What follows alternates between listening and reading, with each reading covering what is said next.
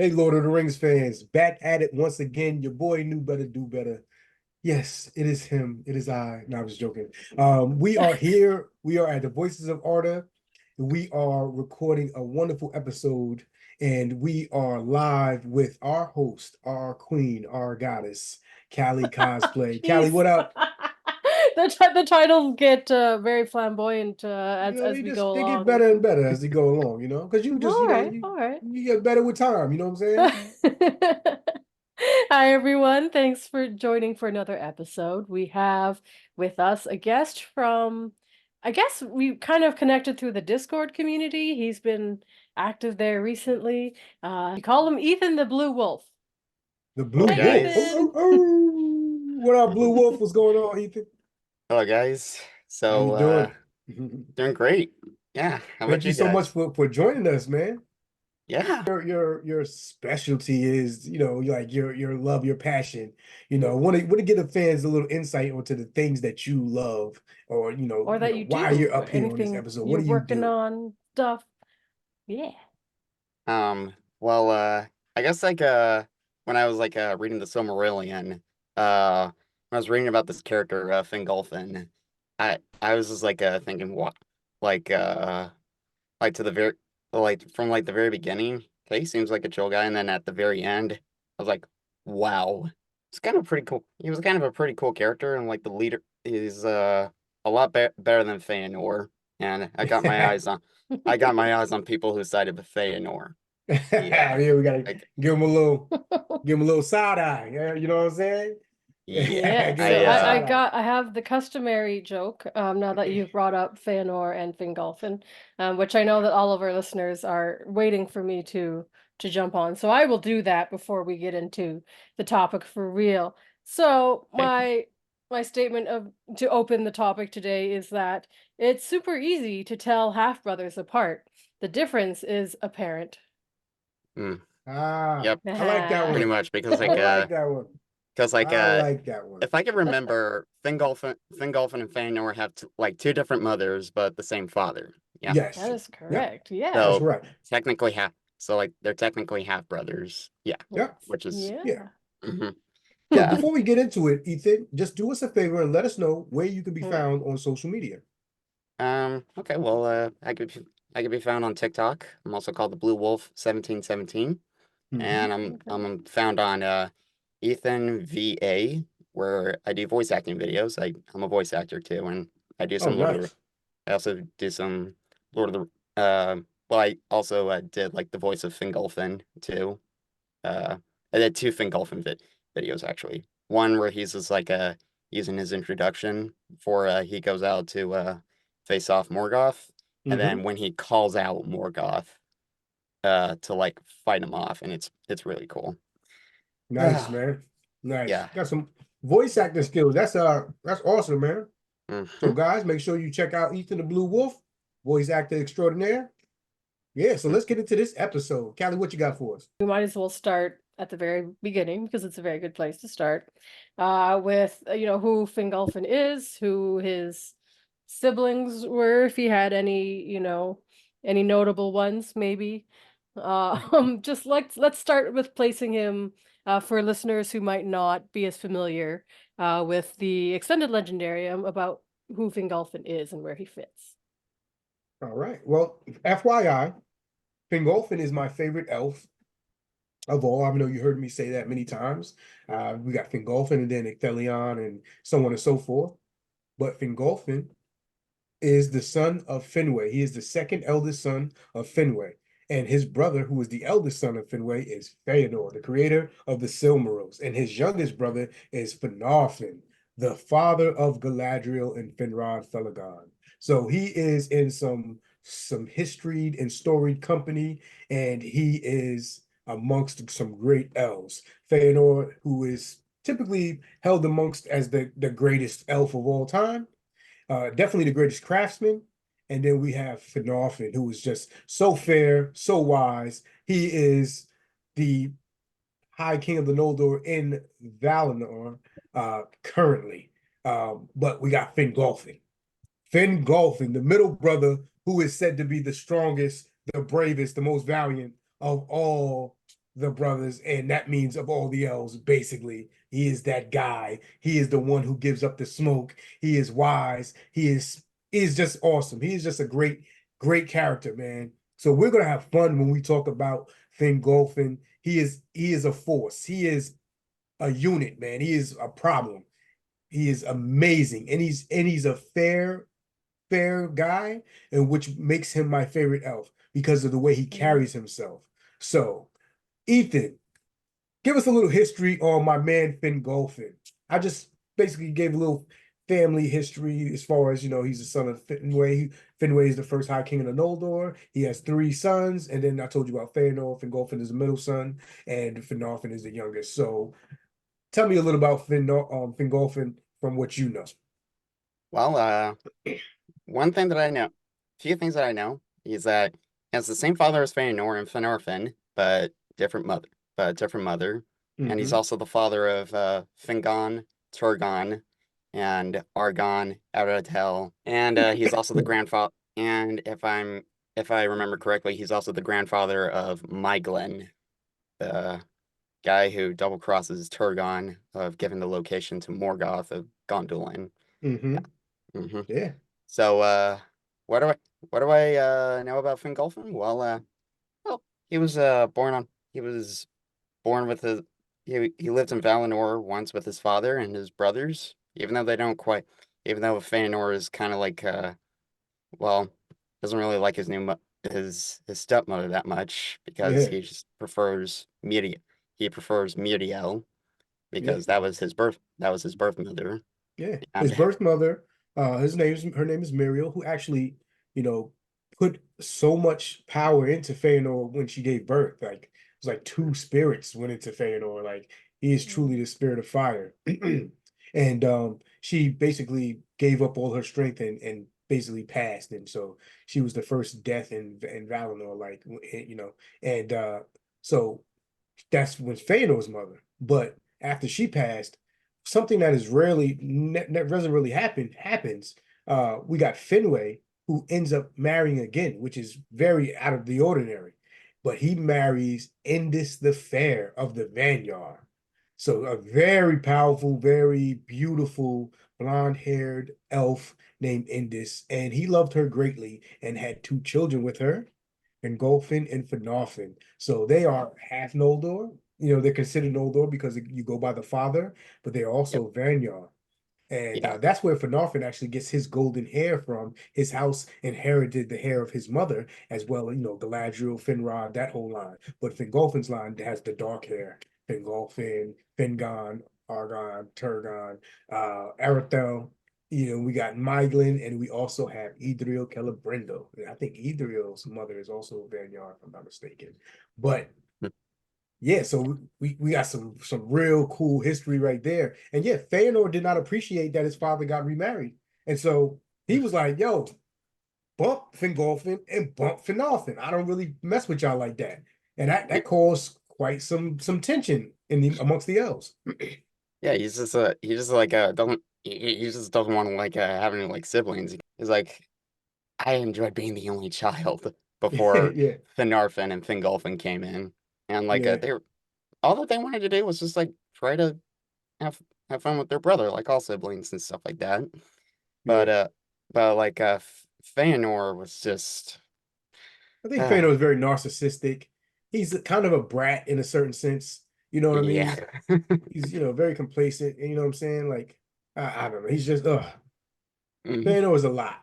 He is a lot. Yeah. And it There is a did not lot, help man. that Morgoth entered the scene and started stirring up some shit. Yeah. So that's a big history part of the history between Fingolfin and Fëanor is Morgoth's involvement. Morgoth, who was serving a sentence of, you know, Repentance, like servitude and repentance in Valinor, gets released. He gets released from the halls of Mandos, and then he comes amongst the elves and he starts whispering shit amongst the elves, and he's telling Fëanor, "Hey, watch out! Even though you're the prince and you're the heir to the throne, Fingolfin is going to try to usurp you." And then he's going to Fingolfin and Finarfin. And he's like, "Yeah, your brother don't care about y'all. Like he's just stirring up stuff, and like it's crazy." And even though they so don't like openly listen to him, they hear him and they listen subconsciously. Yeah.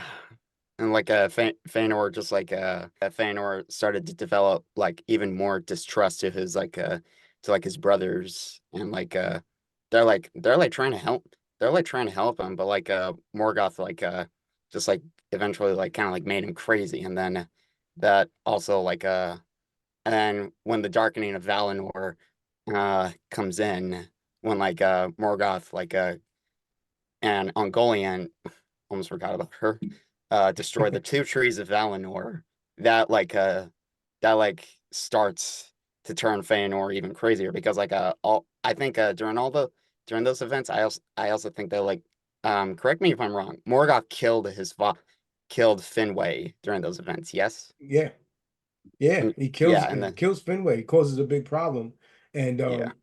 we got to remember before that, right before that, there was an issue where Morgoth is going back and forth between the brothers, telling different things, and he's telling, "Hey, Fëanor, watch out! Your brothers are going to try to usurp your throne," and you know they call a meeting, and Fingolfin and Finarfin are talking to Finwë, and they're like, "Yo, aren't you going to restrain Feanor? He's talking crazy to the Valar. Like he's not doing what you want, what you should do. I mean, you got us to represent you." And they're saying this justly, but it looks crazy because Feanor walks in and he's like, "Yeah, you were in my father's ear trying to usurp me, just like you know what I'm saying, like I heard."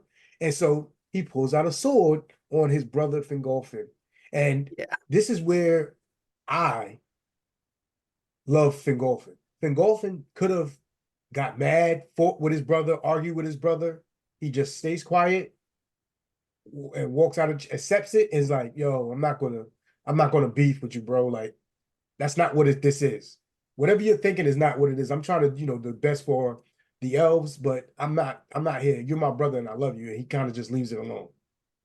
And when they take Feanor and they say, "Hey, you, even though we hear that Morgoth started this, you were a mover of the malcontent. Like you still did that deed, which is unlawful, drawing a sword. So you're gonna have to get banished." Fingolfin speaks up for him. He says, "Yo, I'll release my brother, yo. I don't want that for him." But he has to do his servitude, 12 years banishment from Valinor. And because his father loved him so much, Feanor and Finwë both go into exile and they go to a place called Fominos. Mhm. Now, in this exile, in this, banishment, Fingolfin becomes the High King of the Noldor. And the people absolutely love him. So what absolutely they thought was going to happen happens, but Fëanor kind of made it happen himself. And Fingolfin is just being a just, good king, and the people really like him. And then we come to the darkening of Valinor after the 12 years is up, and they come and they're speaking about how, hey, is it time to release Fëanor from this banishment? And that's when the trees get destroyed. So yeah, man, it's a lot of stuff in between there, and I really like Fingolfin for his attitude towards his brother. Yo, I release you, my brother. Like, yo, don't worry about it. Like, and he tells him, hey, half brother in blood, full brother in heart, you will be. Mhm. And that's Like, real, man. yeah, it's just And they like reconcile real quick. hmm it's just brothers looking out for each other, and that's what that's what they do and stuff like that. And sometimes they fight with each other, but Yeah, Hmm. but Yeah. when it comes down to it, no, they say nobody can insult my brother except for me. Like that's sort of the attitude that they have with each other. Yeah. absolutely. Yeah. And then during the Oath of Feanor, things got very seriously wrong. And then sometimes I kind of wonder if the Valar, which I think they might have been aware of that.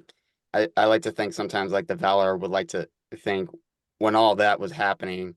uh, and sometimes I like to think that either Manwë or the others were like, was this a good idea to let him go? But yeah, and then the kinslaying when the kinslaying at the Teleri happened, and I was just like, what? Yeah. Yeah. So we should That Wow. was explain that because that was a bit of an oopsie, a that little bit of an oopsie. because that was an absolute shocker to me, because before then I never even before then I never read the books before, and I just got back from watching the Battle of the Five Armies in the theaters, and I was like thinking maybe reading the Silmarillion shouldn't hurt at all and stuff like that. And so I started reading in it, and right when that happened, I was just like, okay, so the history of the elves was very dark indeed. Mm, Yeah, mhm. it's not pretty sunshine and rainbows like everybody thinks. Like in the Peter Jackson films, it's very much you could go throughout the films thinking the elves are just so omnipotent Sort of angel and creatures sort you of know things, benevolent yeah. and they never do anything wrong and But but yeah, their but like history is if you go dark. back into the first stage, you go back into the first stage, they did some serious Wow. shit. Yeah, some Like, wild shit, man. It was crazy. So yeah, we come up to the Kinslaying. You know, Fëanor leads the rebellion because you know his father was killed, the Silmarils were stolen. So he's like, "Yo, let's leave his place. They're holding us captives anyway. Basically, there's free lands in Middle Earth. Let's go chase after Morgoth, get our Silmarils back. Let's go." And you know, Fingolfin is like, I'm gonna follow you, my brother, because I said I was, but we shouldn't really do this dumb shit. But I'm gonna follow you."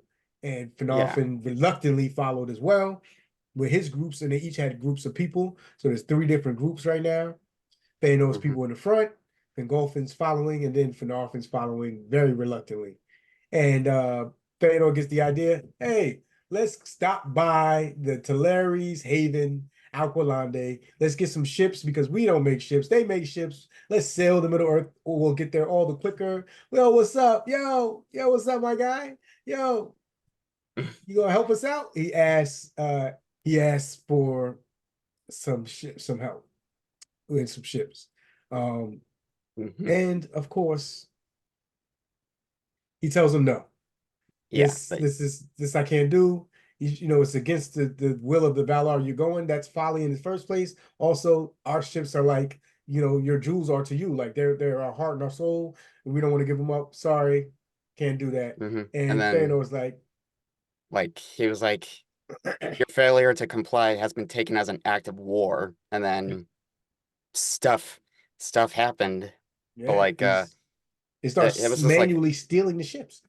he's just it was all taken by surprise, and then like I think like Fingolfin and Finarfin didn't know what was going on, Yeah, they just and like arrive Mhm. where they're fighting There's and seeing the chaos people and getting they killed, and they're assume like, that their brother is right.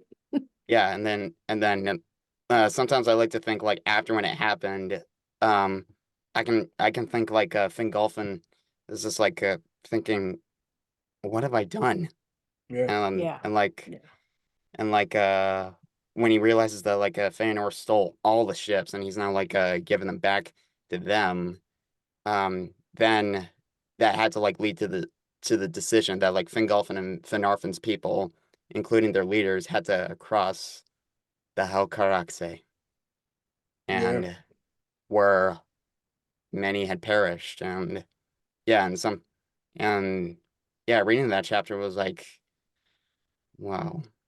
It's and then and then Turgon losing his wife there, um, might have, yeah. yeah.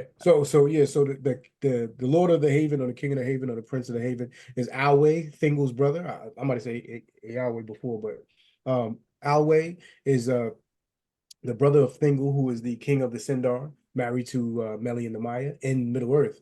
He is the brother that crossed over and he rules the haven of Alqualande. They stole the ships from them, killed many of the Teleri. Now they get cursed in a sense. They get a, hey, you're not allowed back in Valinor. You're everything you do is going to go wrong. You know, it's terrible. The curse of the North or the curse of the Noldor. And Hmm. Fëanor was basically like, yeah, so what? Whatever. Yeah, we're gonna still go anyway. Forget what y'all talking about. We brave. We're gonna go fight Morgoth to the ends of the earth. And you know, Fingolfin and his people are like, hey, yo, you shouldn't have did that. And there's a little dissension amongst the ranks. And so Fëanor decides to, hey, you know what? Let's take these ships with our people and sail over the Middle Earth and leave and not come back, send any boats back for Finarfin's people or Fingolfin's people, and let's go. Luckily, Finarfin repents and goes back to Valinor. He's allowed to go back after he repent, and he goes back and he becomes the High King of the of the Noldor elves in Valinor, and he remains and he doesn't go over. Fingolfin stays steadfast with his people that follow him, his sons, all Finarfin's sons, and all the people that follow him, which is a great many, and they follow Feanor, but Feanor takes the boats and they go to Middle Earth and burn the boats at a place called Lascar, and it's just now it's like they see the boats are on fire. There's no way for us to cross except we gotta physically cross this grinding ice called the Helcaraxer. We can't go back. We didn't repent. So they are screwed. And there is now Fingolfin, he's like, yo, when I see Feanor, that's his ass. Like he is pissed, and so are all the people. Many people die on the journey across the Helcaraxer. It takes a long time. Like they are very Yeah. hardy elves that they use all their strength and their might to cross over this perilous, grinding, destructive ice zone, hellish nightmare place. It's just terrible getting across this place. And they eventually they come into Middle Earth, after a long time of travel, and they arrive. And luckily for Feanor, he gets killed before this happens because Fingolfin probably would have stomped on his ass if he would have saw him. Yeah, he was probably he probably got mad at Fëanor by like the points of like when he burned all the ships and yeah. And then that's like leaning to like Fingolfin was like maybe he was maybe he wasn't as I thought he would. Maybe he didn't change at all. And then yeah, during the Helcaraxy, he had to take the risk of like leading whoever was and I think Galadriel was also crossing the Helcaraxy too. Yeah, And Galadriel, Fingon, yep, and uh, Turgon, all of them. Yep. Turgon lost his wife in that crossing. yeah. Yeah. Mm, Yeah. The mother of the Idril. yeah. Tough, tough, tough crossing, man. Yeah. It was never described as like a how like sometimes when I'm like reading it, there Mhm. was like two different scenarios that uh, that I think might have happened. Either like she like either like she like probably frozen to death due to the temperatures that were in the Helcaraxy because like yeah, it's really cold. It's like cold as hell and it's mhm.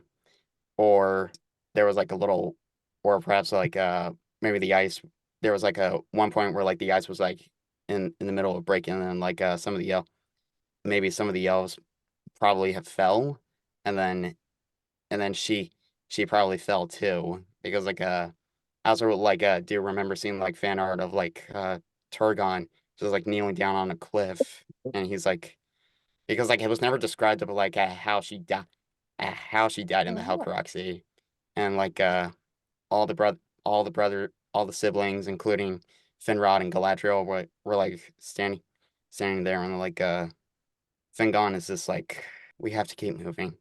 Yeah, it's crazy, man. mm, It's tough, Yeah. man. It's tough. So they went through a lot, and we just see the strength and the perseverance of Fingolfin. Another reason why I like him. He made up his mind even more not to give up, and he braved it, and he led his people over the Helcaraxer, which is like an impossible task. And he comes into Middle Earth at the rising of the sun, and the first age begins. And immediately they charge the gates of Angband, where Morgoth's troops, had been fighting um Feanor's peoples.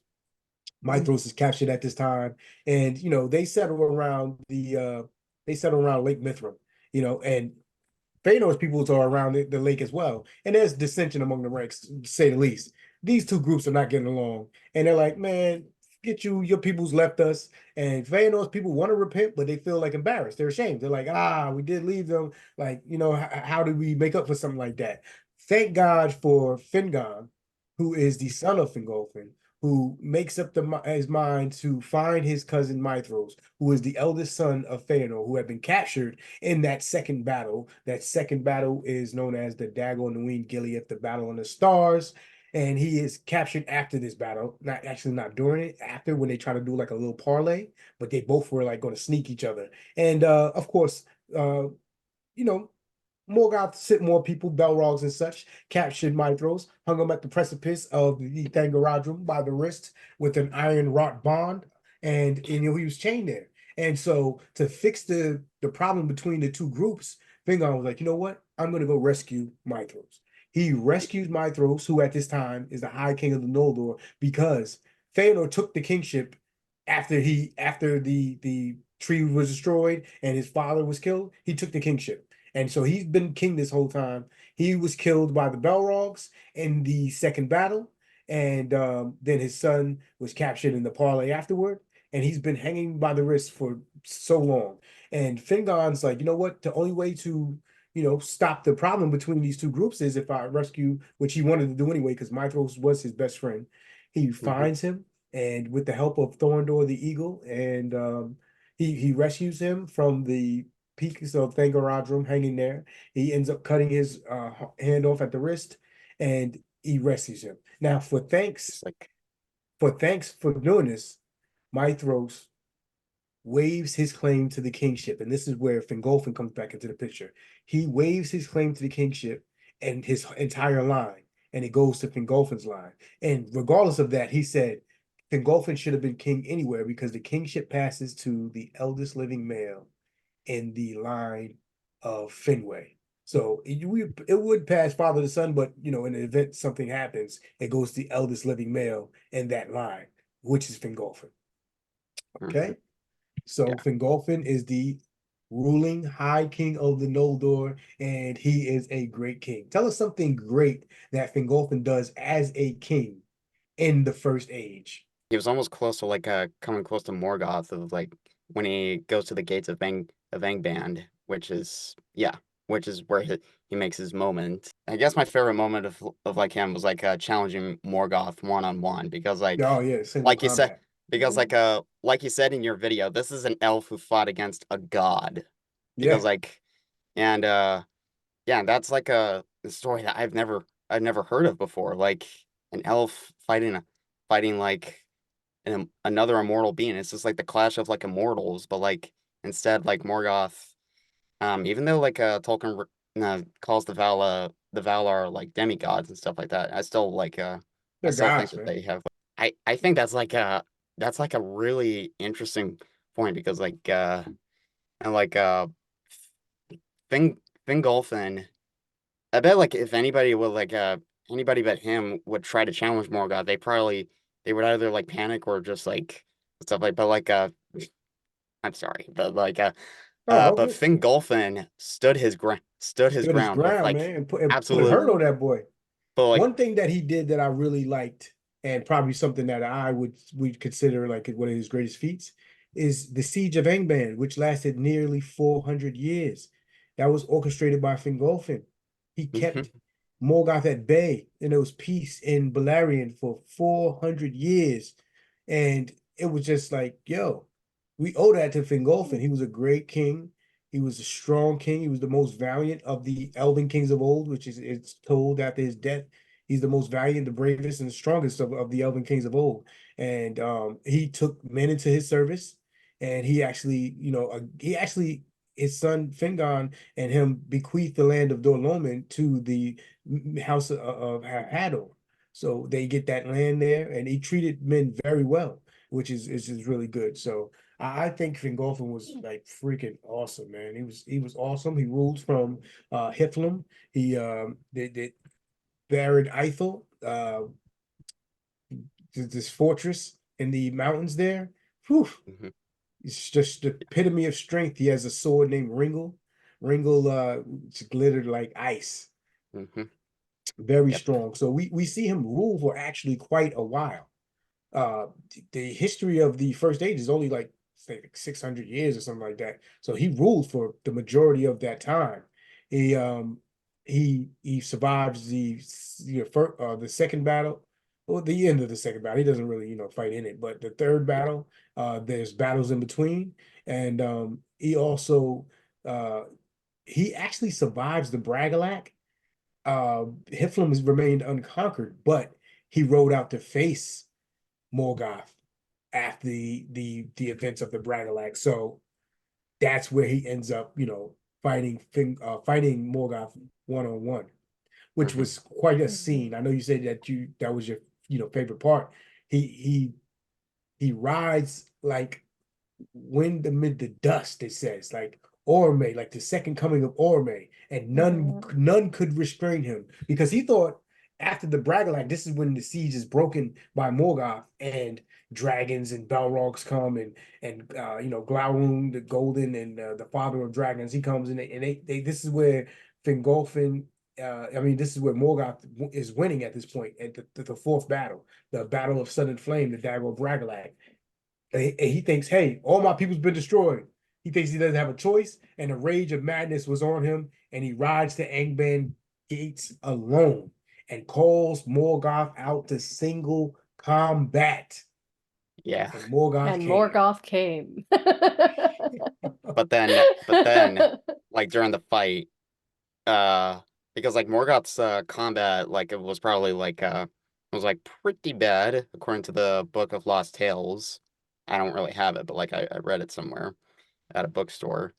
But I would have to say like perhaps like Fingolfin was just like a better fighter than like Morgoth, and like which is why he was able to like give him like 7 wounds at a time and stuff like that, and like wondered if like his sword Ringel had like any connection of like the Helcaraxy, because like if it glittered like ice, then it had That's dope. I ain't like never think about that.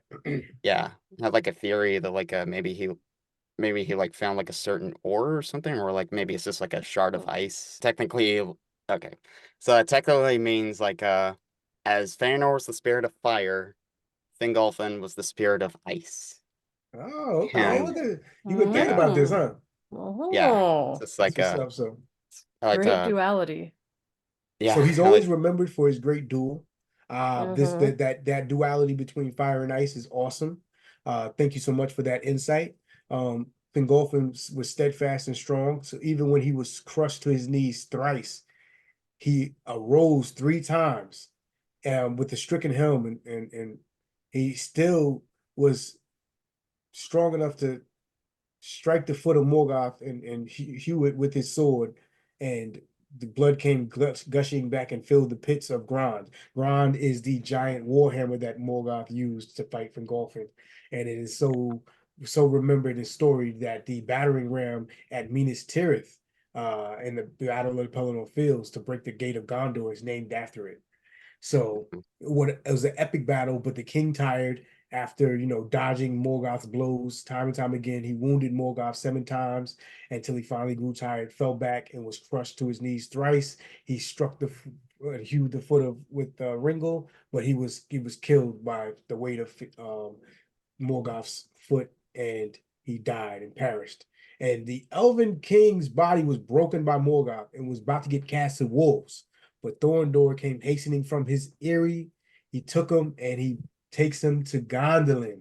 He scarred Morgoth's face with his talons, takes the body of Fingolfin, lifts it above the darts of the orcs, which are, they're firing arrows at him. But Thorndor is the man, or the eagle. He picks him up, takes him to the mountainous peaks of Gondolin, the peaks that surround Gondolin, and he mhm. places him in a place where his son, Turgon, come and places him in a cairn, and he's buried there. It's called the Mount of Fingolfin, and it says no orc dared to ever pass over the Mount of Fingolfin again. So thus perished the bravest and the most valiant of all the Elven kings of old, Fingolfin. He is remembered in song, even though it's very sad. And he's my favorite elf for his deeds and for he was very steadfast in his beliefs and his temperament, except for when he lost temper at the end. He was a very even kiltered, kind, strong king, man. He was I think he was the epitome of a good king in the first age. He was awesome. You And know what I'm like saying? What happened yeah, to Ringil after that? Ringo's gone, man. And just gone? nobody Oh I think it's man. nobody gone. knows. I That's think such it's a just pretty sword just to be gone. What I like to think, like after when like Morgoth got like when like after when like Morgoth defeats Fingolfin, I like to think of it like when he notices the sword. Well, it could be a little bit cheesy or a cliche, but like I like to think that he probably like puts it on display as like a trophy, or like as like uh a or as like a warning to like those who would dare to oppose him and stuff like that, because Morgoth is just like he's probably haunted by that moment actually, like because like because like someone just like stood up to him and no one was able to do that, but except for one elf. And like that's what that's what I also liked about him, because like Fingolfin probably like inspired everybody in Beleriand and Middle Earth to like not be afraid of him. If he gave him like seven woods, he made a Hmm. god bleed, and he's Yeah, like, if he can bleed, he can be defeated, right? That's sort of Yeah, yeah, the idea. Yeah. yeah. hmm They and said I It's the very elves good don't think of insight. that Yeah. duel at the gate, but neither do the orcs because the orcs don't talk about it because they're embarrassed, you know. They're embarrassed. hmm Yeah. So yeah, that was Fingolfin. hmm I know why you love the character so much, man. He has a lot going for him.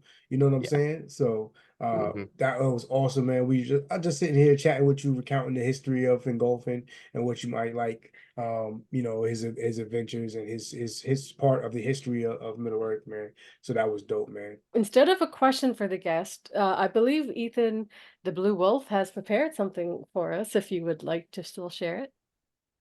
Yes, I would actually. All right. So yeah, after reading that chapter many times, I thought it would be really cool if I like make like a fan film, perhaps. Like not really sure how, but like I thought I would also give my voice as I narrate it to you guys. The Fall of Fingolfin by J.R.R. Tolkien, directed and written by Ethan Alex Byrne. So, in Angband, day, raining. In the dark lands of Angband, a lone warrior in silver scale mail armor and blue clothing, cape and talberd, with a Heldrick crest on the chest. Fingolfin rides his horse, heading towards the hellish gate in front of the dark fortress. His blue plume blows through the wind from his silver helmet, and his horse continues his galloping journey. Fingolfin voiceover. I am one who has seen the holy lights, which rest within the great trees of Valinor. I have also seen them wither away in the darkness that is brought upon this world. The same darkness has recently torn the very foundations of my family asunder, driving my house to ruin. I go now to my doom, through madness and despair, as I force myself to combat the evil which has caused so much grief. With his cloak bellowing in the wind, the Elven King walks up to the iron gates with his sword, Ringle, and his shield, gripped tightly into his gloved hands. The elf takes out a horn and then blows it. After the horn is sounded, he hooks it back onto his belt. Morgoth! Come forth, thou coward king! To fight with thine own hand! Den dweller! Wielder of thralls! Liar and lurker! Foe of gods and elves! Come, for I would see thy craven face! And then, a dark figure, clothed in black armor, comes out from the gates. 3 bright gems on his crown of thorns shine light. The figure is holding a hellish hammer, Rond, and a spiked shield, and his eyes are burning like flames unquenched. Morgoth comes forth. Who are you that would call out the great lord of the world, the deliverer of darkness, the bringer of sorrow? Name thyself, intruder, and state thy claim. I am the son of Finwë of Valinor. I have come here to Angband to face you in single combat. I do not fear you, nor do I fear death. I have come to put an end to your days of tyranny, for my people, for my father, for all the lands that live in fear of you. Such false bravado will not protect you, elf. And I thought my servants have already killed the son of Finwë already. Tell me, Noldor, could you be the one who has crossed from the Undying Lands to the Hell Caraxi of the North? Are you the so-called High King of the Noldor I have heard so much about? I must say I am very impressed you have made it this far. from your homeland. But I dare say it. It must have cost you so much. I did not come to tell tales of my travelers, fallen one. Have you a death wish, elf? You've killed my father and brother. You destroyed my family. And I will deliver justice for all the pain you inflicted upon me and all the people of Valinor, Middle-earth, and Beleriand. My hammer thirsts for the blood of Noldor. Now come then, son of Finwë. Perish like your kinsman did, squealing for mercy. Fingolfin unsheathes his sword, Ringle, which glitters like ice. Morgoth swings his hammer, lunging at the elf. Fingolfin dodges the blow and slices the behemoth's calf. Morgoth lets out a cry of pain. Curse you! He takes another swing and misses. Fingolfin rolls to safety and reposts himself. Morgoth slams his hammer onto the ground, and fiery cracks begin to spread. The elf continues to swipe his sword at the Valar, at the glittering blade, and the glittering blade slashes at his right leg. They continue to trade each other with clashes with their weapons, and the elven knight gains the upper hand. Both sword and hammer clash and clang at each other. I will not be bested by a lowly immortal, Morgoth said. Morgoth charges in furious rage, like an enraged bull. Fingolfin is calm and steady like a stag, ready to bound and leap. Morgoth swings his hammer, and Fingolfin rolls away, then slices again at Morgoth's hip. With a spine-chilling growl, Morgoth lets out a roar of rage and shatters Fingolfin's shield, knocking the elf to the ground. He swings his hammer again, but then Fingolfin dodges it again, stabbing Morgoth's shoulder, and dark and gold blood gushes from his wound. Fingolfin pulls out the blade and slashes at his left knee. No matter how much rage you let out, you will never defeat the side of righteousness. Fingolfin jumps at Morgoth, who evades the attack. He again swings his hammer on the ground. Sparks of fire shoot up from the debris. Fingolfin covers himself with his cloak as it catches fire. He throws the burning cloak away, and he charges up toward Morgoth and slashes his chest. Fingolfin swings his sword, but then Morgoth grabs the blade and throws it. He pushes Fingolfin with his shield, and the elf is crushed by the enemy's shield, pressed against a rocky wall, I meant. Morgoth crushes him again, 3 times. Fingolfin's battered helm falls off from his head. As the elf falls on the rocky floor, a giant boot stomps onto his chest. The elf reaches for his knife. Had you stayed out of these lands and remained in Valinor, this wouldn't have happened. Tell me, son of Finwë, was this challenge worth your life? Know this. Even if it takes me a day or even an age, I will kill every last elf, human, dwarf, or spirit who would dare challenge me. I care not for the consequences my fellow Valar have ready for me. I will not stop until I destroy the light, until darkness remains. Do you have any last words, son of Finwë? Fingolfin strains, gasping for air from his chest. Remember me, until the days be upon us, until the end of days be upon this good earth, as the one who stood up to Morgoth. He plunges the dagger into the giant's knee. Dark and gold ichor blood again drips and gashes from the knee. Morgoth delivers a crushing stomp, ending the Elven King's life. Fingolfin looks at the sky of stars, and from above, And then we also see flashes of Feanor, Finarfin, and Fingolfin at young ages, like flashbacks, like he's like thinking about like memories before he dies and stuff Childhood. like that. Yeah. And then flashes of his beloved wife, Anarde. Fingolfin reaches his right hand to the stars. Morgoth turns around and sees the great eagle, Thorondor, diving down at the Dark Lord and then claws his face. The eagle then turns to pick up Fingolfin and then flies up to the sky. Fingolfin closes his eyes and passes away. Thorundir strides through the sky into the distance. I dealt onto him everlasting pain, as the wounds I inflicted will never heal. For I am Fingolfin, king of the Noldor, one who has seen the holy lights of Valinor, which shine no longer. And that's pretty much it, what I got. Yo, that is fantastic. I like the voices that you did, man. That was Yeah. awesome. Yeah. Definitely love you getting into character, and the whole tale really descriptive and done excellently well, man. So thank you so much, man. I really appreciate your work, your effort, your passion for Tolkien's works, your love for Fingolfin, who is also one of my favorite characters in the entire Legendarium.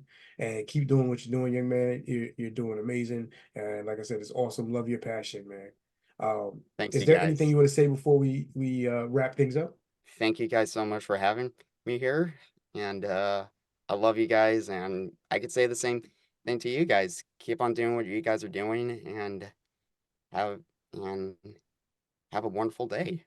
And All right. Callie's gonna Thank before we get you. out of here, Callie's gonna hit us with some self-care tips, and then we're gonna get out of here. I mean, All this right. is this is what we do here. So, self-care tips today are things to do when you've been betrayed. So, the first thing to do is detach yourself from the person and the situation. Try to gain some perspective by understanding how you are not to blame for someone else's betrayal. Make a plan, an active plan for emotional recovery. Don't just assume that time is going to make you feel better. Look to where you feel hurt or wounded, and then set out to heal those areas. Feel the hole inside and grieve over it, but promise yourself that you will fill that hole.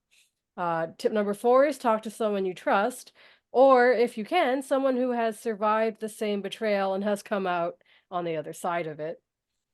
Tip number 5 is to work towards a tomorrow that will be better than yesterday. Don't fixate on the past or what might have been. Tip number 6 is to avoid retaliating. A hard one, I think, very understandably, but it's important. And tip number 7 is to instead take that energy and effort you would have put into retaliating into instead seeking out activities that build your support network and your self-esteem so you can learn to trust yourself and others again. All right. So that was awesome. So glad to chat it up with you, man, about fake golfing. Dope. Yeah. Callie, thank you so much for steering that conversation, for booking my man Ethan the Blue Wolf. Love your name. Make sure you guys check him out on all his platforms, and make sure you definitely check out that writing, which is awesome. I'm sure we're going to see great things from you. Thank you so much for participating in Voices of Arda, and we will see you soon. All right, everyone. That is the episode, and we will see you on the next one. So till then, peace. Thank you. Goodbye. Bye.